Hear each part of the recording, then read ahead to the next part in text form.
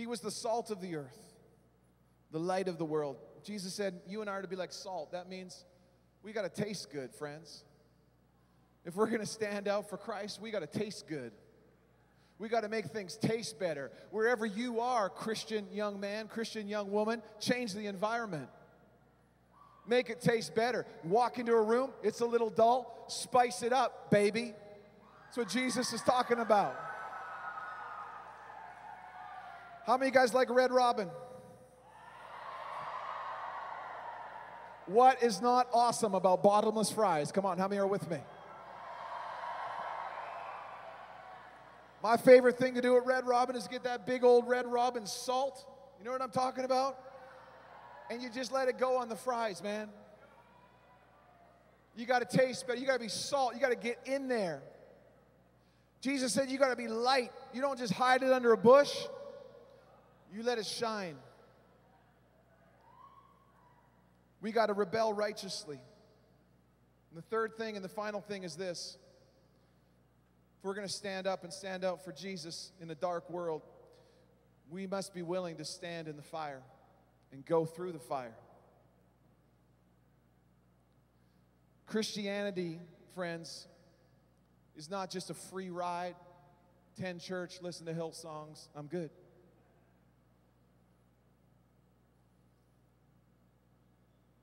Some people, that's the level of Christianity that they live at. Try to be a good person. Try to attend church regularly. Don't swear too much. I'm good. Can I just say this to you guys? Serving Jesus Christ is not about you just conforming to good behavior and being a good person. Jesus has never called you just to be a good churchgoer. If that's your idea of what it means to follow Jesus Christ and to take a stand for Him, you're not standing at all. You're fooling yourself. The call of God in your life is not just to be a good person with good behavior. Listen, none of us are good people. We could never be good enough. But because of what Jesus did on the cross, it's His grace that forgives us and changes us.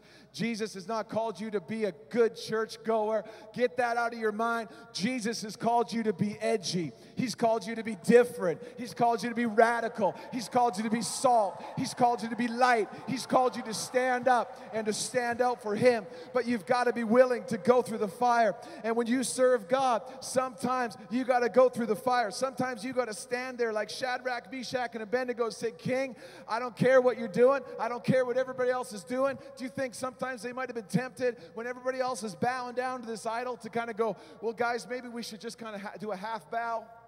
You know, maybe, Shadrach, why don't you pretend you dropped your contact lens, and then we can all just kind of go, you know, where's your contact? It kind of looks like we're bowing. We're not really bowing. Man, those guys, they probably were tempted in all those ways, but they did not compromise. They chose to stand. And because they chose to stand, man, they went through the fire. And there is a Nebuchadnezzar, and his name is the devil. His name is Satan, and he wants to burn you. He wants to throw you in the fire. He wants to kill you. The Bible says that the enemy has come to kill you and to rob from you, to destroy you. But Jesus said, I came to give you life, and life to the fullest. You got to be willing to go through the fire. And sometimes going through the fire means that everybody else is standing against you. Everybody else is standing for something else, but you're the only one standing. But I guarantee you this, when you choose and make a choice to stand for God, God will stand with you. And that's what happened with these guys when they got in the fire. Man, I could imagine they were thrown into the fire, and the Bible says that the furnace was so hot that even the guards that were tossing the guys in burned up to death. And all of a sudden Nebuchadnezzar looks and he sees these guys and they're walking around freely. It says they were not bound up anymore. He was confused. He's like, didn't we tie them in ropes?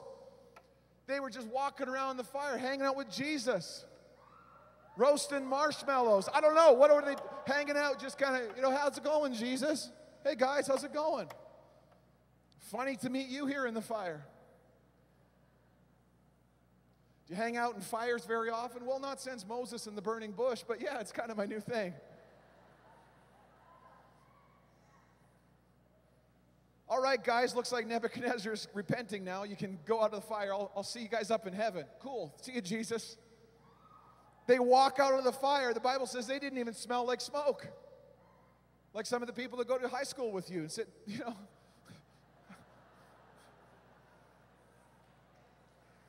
Yeah.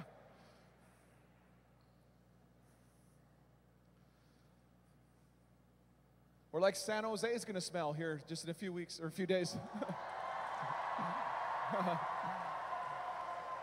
They're going down in a blaze of glory. But friends, you got to be willing to stand. And if you take a stand for Jesus, he will stand with you. You will not be harmed. The Bible says in Isaiah, you'll walk through the water and you will not drown. You will go to the fire and you will not be burned. Because God says, I'm with you.